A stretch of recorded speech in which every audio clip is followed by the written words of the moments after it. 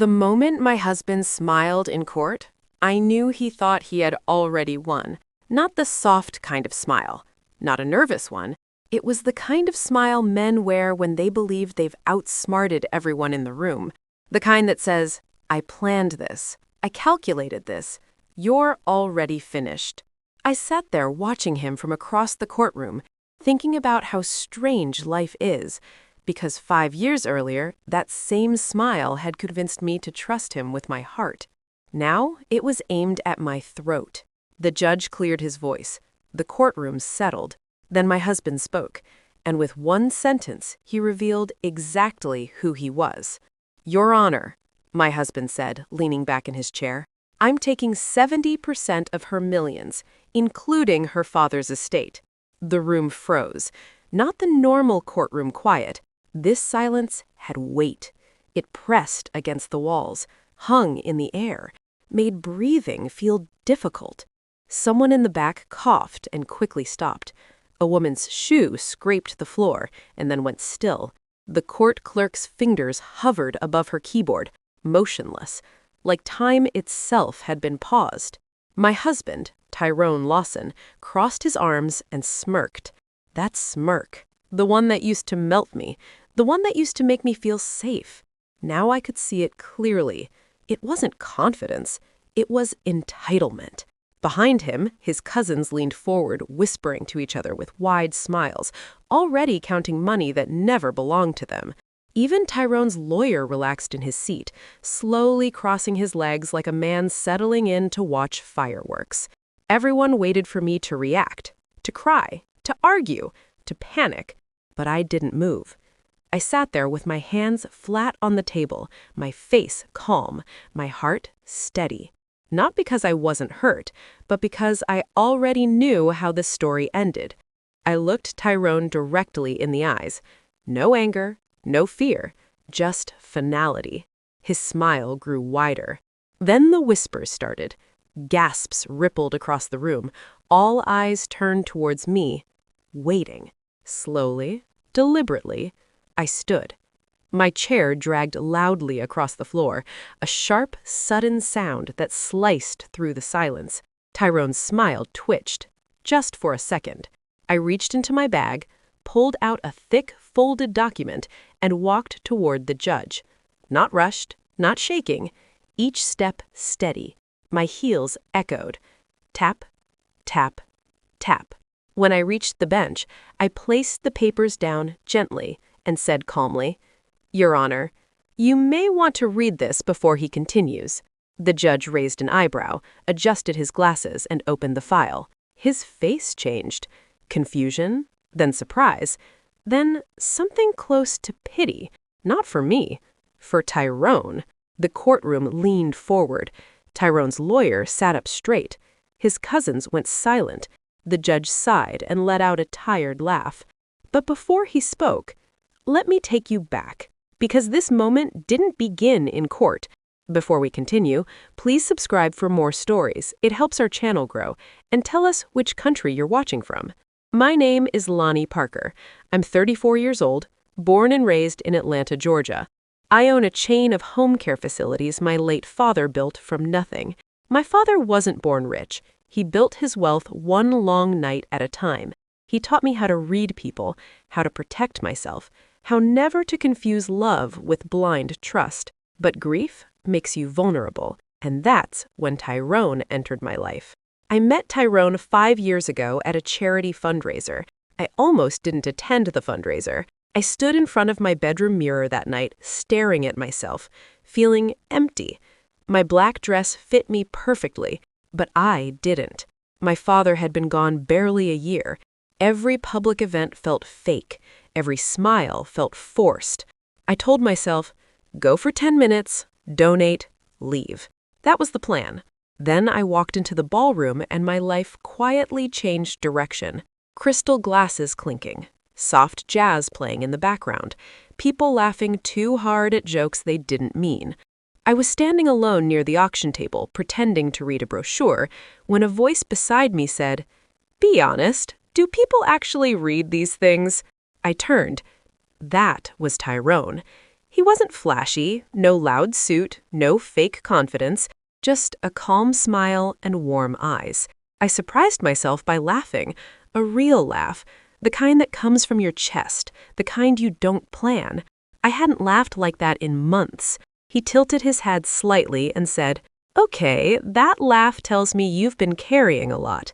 I froze, because he was right. We moved to a quiet corner of the room. Most men talked at me. Tyrone talked with me. When I mentioned my father, he didn't interrupt, didn't try to change the subject. He just listened. When my voice cracked, he didn't rush to fix it. He waited, then softly said, "He must have been a great man, because you speak about him like someone who taught you how to stand tall." No man had spoken to me like that before. Not with patience, not with care. I felt seen. And after months of grief, that feeling was dangerous. Later that night, the room grew crowded. People brushed past me, too close, too fast. Without asking, Tyrone gently placed his hand over mine. Not gripping, not claiming, just steady. When he felt my shoulders tense, he let go. No pressure, no offense. That balance, knowing when to be close and when to step back, felt rare. I remember thinking, this is what peace feels like. Before the night ended, he walked me to my car. The air was cool, the city lights soft. He looked at me and said, "You know, you're stronger than you realize." I shrugged. He continued, "Your father would be proud of you, not because of what you own, but because of who you are." Then he smiled and added, "And just so you know, I don't care about money. I care about people." Those words sank deep, too deep, because I needed to hear them. I gave him my number. Within a year, we were married. Looking back now, it wasn't love that rushed us. It was loneliness. I wanted comfort. I wanted a safe place. And he gave it. Or at least that's what I thought. Then came the red flags. It started quietly, almost unnoticed. We were in the kitchen, chopping vegetables, the faint hum of a jazz playlist in the background. He leaned casually against the counter, scrolling on his phone, and said with a half smile, "So, your dad must have left you a lot, right?" I froze for a fraction of a second. The question was wrapped in laughter, but it didn't feel funny. I shook my head and forced a smile. "Why does that matter?" I asked, trying to keep my tone light. He chuckled and waved his hand. "I'm just curious. I married a powerful woman." The words lingered longer than the sound of his laugh. Something about the curiosity felt sharp, like a small blade brushing against the edge of trust. The next evening, the same comment surfaced, disguised differently. We were in the living room, watching a charity gala on TV. A woman on stage mentioned her father's wealth, and Tyrone whispered, "You think your dad left that much for you?"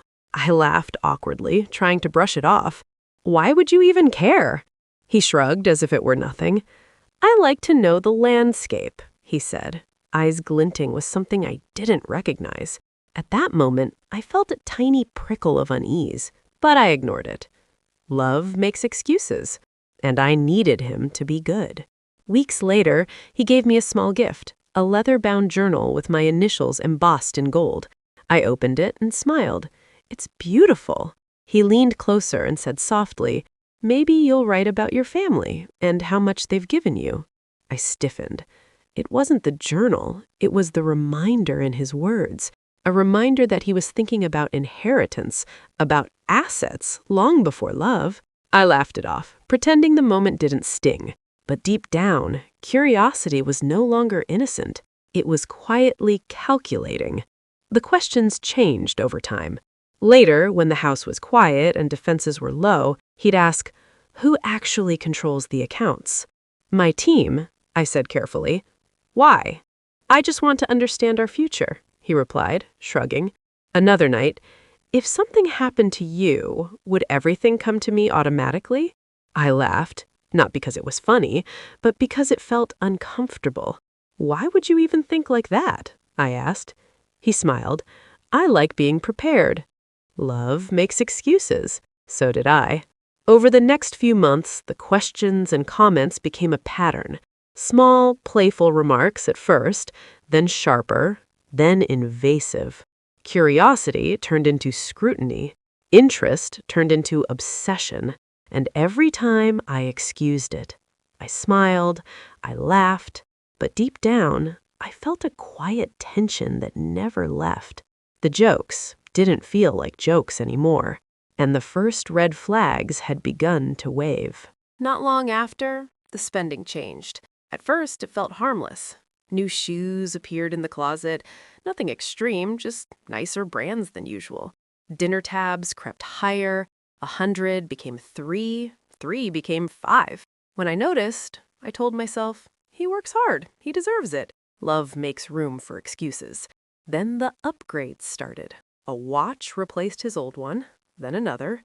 Private gym memberships, exclusive lounges. One night I joked, "Since when did you become this fancy?" He laughed and kissed my forehead. "Don't worry," he said. "I'm leveling up." Something about the way he said it made me uneasy. One afternoon, a delivery truck stopped in front of the house. The box was heavy, too heavy for something small. Inside was a watch worth more than some people's cars. My hands trembled as I held it. "When did you buy this?" I asked. He didn't even look up from his phone. "It was on sale," he said casually. I stared at him. Later that night, when he went to shower, I checked the receipt. It wasn't. Weekends started disappearing. "I've got business dinners," he said. "Networking events." He came home late, sometimes smelling like cologne that wasn't his. Then photos appeared online. Private clubs, bottle service, men laughing around tables stacked with glasses. Tyrone always looked confident, comfortable. I was never in the pictures. When I asked why, he shrugged. "That world isn't really your thing." But the bills came home anyway. I sat with my laptop one evening, going through statements. The numbers didn't lie. Money was leaving faster than it should.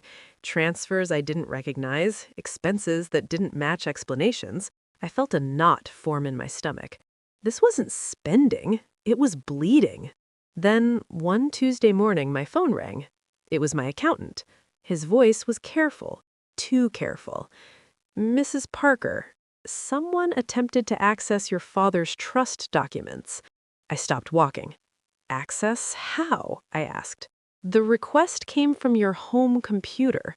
My heart slammed into my ribs. I slowly lowered myself into a chair. The house was quiet. No music, no movement, just silence. I looked around the living room, at the walls, at the furniture. Nothing had changed, but everything felt different. Too still, too calm. I thanked my accountant, hung up, and sat there for a long time. That was the moment my heart went cold, because curiosity becomes intention, and intention becomes action, and suddenly, all the jokes didn't sound like jokes anymore. 2 months before my father passed, he asked me to sit with him on the porch. Not inside, not at his desk, outside. The sun was low, turning the yard gold the way it always did when he wanted to talk seriously. He moved slower than usual that evening, careful, thoughtful. I noticed it, but I didn't say anything. Some truths arrived quietly. He settled into his chair and looked at me for a long time, not speaking, just studying my face. Then he said softly, "Baby girl?" That's how I knew this wasn't about business. "You have a good heart," he continued, "and good hearts attract many people." He reached for my hand. "Some will love you honestly," he said, "and some will love what you have." I tried to smile. He squeezed my hand tighter. "Learn the difference," he said, "before the difference costs you." He reached down beside his chair and picked up a thick folder. Old, worn, the kind of folder that had been opened many times. "This," he said, placing it on the table between us, "isn't about fear." I watched his hands rest on it. "It's about wisdom." Inside were documents, legal papers, notes in his handwriting. "I didn't build all this so someone could take it from you," he said. "I built it so you'd never have to beg." My throat tightened. He looked straight at me. "When you love, love fully." Then his voice lowered. "But never give anyone full access without full understanding." I nodded. He waited. "I need you to promise me something." "What?" I asked. that no matter who you marry, no matter how good they seem, you protect yourself. I swallowed. I promise, I said. He smiled. A tired smile, but peaceful. I didn't know then that he had already planned ahead, that the folder held more than advice. It held protection, boundaries, a future shield, all waiting, all prepared, all requiring just one thing: my trust in his wisdom. At the time, I thought he was just being careful. Now I know he was saving my life before I even knew I needed saving. It happened on a quiet Tuesday morning. No arguments, no raised voices, just sunlight spilling through the kitchen window, warming the counter, catching the steam rising from our coffee cups. The radio played softly in the background, nothing urgent, nothing dramatic. Tyrone sat at the kitchen counter, phone in one hand, coffee in the other, laughing at something on his screen. I watched him for a moment and thought how normal everything felt. That's how important moments hide. They don't announce themselves. They blend in. The doorbell rang just after 9. 2 short chimes. My lawyer stood outside, briefcase in hand, tie perfectly straight, expression calm and professional. Tyrone didn't move. "Everything okay?" he asked casually, eyes still glued to his phone. "Yeah," I said. "Just paperwork." The words sounded harmless, small. We sat back down at the counter like this was just another morning. My lawyer placed a thick envelope on the counter. The weight of it made a dull sound when it hit the wood. "This won't take long," he said. Tyrone finally glanced up. "Another business thing?" he asked. "More like protection," the lawyer replied carefully. He opened the envelope and slid the papers out. "This document protects assets that existed before the marriage," he explained. "It follows your late father's wishes." I felt my chest tighten at the mention of my father. Tyrone leaned back in his chair. Tyrone waved his hand dismissively. Yeah, he said with a laugh. "I trust my wife." He went back to scrolling. The lawyer hesitated. "You may want to read it," he offered. Tyrone laughed louder this time. "If she's good, I'm good." Trust sounded noble, but it felt rushed, almost rehearsed. I watched him closely, searching for a flicker of interest, a question, anything. There was nothing. The lawyer slipped the paper toward Tyrone and pointed gently at the signature line. Tyrone reached for the pen without lifting his head, not even a glance. One quick motion. His name, clean, confident, careless. No questions, no hesitation. The scratch of the pen against paper cut through the quiet kitchen like a blade. It sounded louder than it should have. I felt it in my chest. The lawyer gathered the papers and stood. As he did, he caught my eye, just for a second. A look that said, "This matters. Remember this moment." Tyrone finally looked up, smiling. "See?" he said. "Easy. Done." I forced a smile back, but something heavy settled inside me. Something final. Tyrone went back to his phone, already laughing again, already gone. The moment was over for him, but I stayed still, hands resting on the counter, eyes fixed on the space where the papers had been. Because that signature did more than sign a document. It drew a line between love and ownership, between trust and entitlement, between what was shared and what was never meant to be taken. He didn't know it then, didn't understand that with one careless stroke of a pen, he had signed away the future he was already planning to steal. What he thought was trust was actually protection. What he thought was loyalty was law. And what felt like an ordinary Tuesday morning became the quiet beginning of his end. Back to the courtroom, the judge placed the thick stack of papers down slowly. He looked at Tyrone, eyes steady.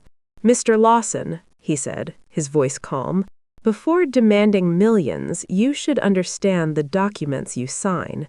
Tyrone shifted in his chair. A small twitch in his jaw betrayed him. The courtroom didn't move. No whisper, no cough. Even the air seemed to hold its breath. At first, his smirk lingered, but it faltered. He glanced at his lawyer, then at his cousins in the back row. Even they looked unsettled now. The confidence he wore like armor was cracking in small, sharp lines. I sat perfectly still, palms flat on the table, watching the illusion collapse. The judge continued, reading each line with deliberate care. Given the agreement signed and the intentions of the late Ms. Parker's estate, all family assets remain the sole property of Ms. Parker. With every sentence, Tyrone's hands twitched. His fingers drummed on the chair's arm. His face paled. I could see it. The plans he had carefully built in his mind were vanishing, page by page. Whispers began to ripple through the courtroom. His cousins leaned in, trying to understand. Some gasped quietly. Others covered their mouths. The lawyer straightened in his seat, realizing the magnitude of what the judge was reading. Tyrone swallowed hard. I saw his throat move as he forced the air down. His mouth opened as if to speak, as if one more sentence could save him. Then it closed again. Nothing came out, because there was nothing left to say. He was trapped inside a storm of his own making, standing in the middle of it with no umbrella, no escape, and no one left to blame. His fingers clenched the arm of his chair, not in anger, but in panic. For the first time since I met him, he looked small. The judge took one last glance at the papers.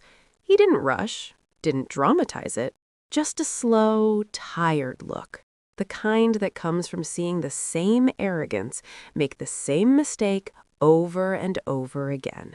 Then he looked up, straight at Tyrone. "You will leave with exactly what you came with," he said firmly. No anger, no emotion, just truth. The words landed like a hammer, not loud, but final. The courtroom froze. No whispers, no movement. Even the air felt heavy. Someone in the back sucked in a sharp breath and quickly stopped. Tyrone's eyes widened, his face drained of color. This wasn't how it was supposed to go. "Lonnie," he whispered, so quiet it barely carried. "Please." I didn't move, didn't blink, didn't turn my head. I didn't respond, because in that moment, I could hear my father's voice echoing in my mind. Protection built with wisdom will outlast any lie. And suddenly, everything made sense. The courtroom remained quiet, too quiet. Some people stared at me, waiting for tears, waiting for softness. Others stared at Tyrone, expecting to explode, to argue, to fight back. But there was nothing left to fight. No shouting, no bargaining, only truth, laid bare, and justice, finally standing where it belonged. I leaned back slightly in my chair, calm, steady, watching Tyrone struggle to understand that the life he imagined, the money, the power, the control, was never going to be his. Tyrone stood slowly. His knees hesitated, like his body didn't trust itself anymore. His lawyer scrambled to gather papers, hands shaking, whispering something urgent under his breath that didn't matter anymore. In the back row, his cousins rose too. No smiles now, no excitement, just wide eyes and open mouths. They followed him out, like people leaving a funeral they didn't expect to attend. Tyrone tried to stand tall, tried to straighten his shoulders, tried to look like the confident man who walked into court that morning, but every step betrayed him. His shoes echoed across the polished courtroom floor. Tap, tap, tap. The sound felt hollow, empty, like the future he thought he owned. No one clapped, no one laughed, no one said a word, because the quiet weight of truth was louder than any reaction. This was the kind of silence that hits harder than insults, harder than screams, harder than revenge. I watched him walk away and felt justice settle around me, not loudly, not dramatically, but completely. When Tyrone disappeared through the courtroom doors, I stayed seated, just for a moment, letting it all land. I thought about every warning my father had given me, every conversation, every careful document, every lesson I didn't understand at the time. I realized something then. Love is dangerous when it's blind. Trust is expensive when it's given without wisdom. And I had finally learned the difference. Slowly, the courtroom came back to life. Whispers returned, chairs shifted. The court clerk resumed typing, her fingers moving faster than before. Tyrone's lawyer slipped out quietly, defeated. His cousins lingered for a few seconds, long enough to realize there was nothing left, then walked away with their heads down, the reality of loss settling on them like dust. Justice doesn't always make noise. Sometimes it just walks out calmly, leaving lessons behind. I gathered my things slowly. Not rushing, not shaking, each step deliberate, each breath steady. For the first time in years, I felt light, free, strong. The weight of manipulation, betrayal, and quiet fear lifted off my shoulders. The memories would stay, but they no longer had power over me. Tyrone didn't walk out of that courtroom with millions. He didn't walk out with percentages. He didn't walk out with property. He didn't walk out with access to the estate. He walked out with nothing but the consequences he created. And me? I finally understood something my father was trying to teach me. Love without respect is just manipulation dressed as affection. So tell me, should she forgive him or walk away for good? Share your thoughts in the comments.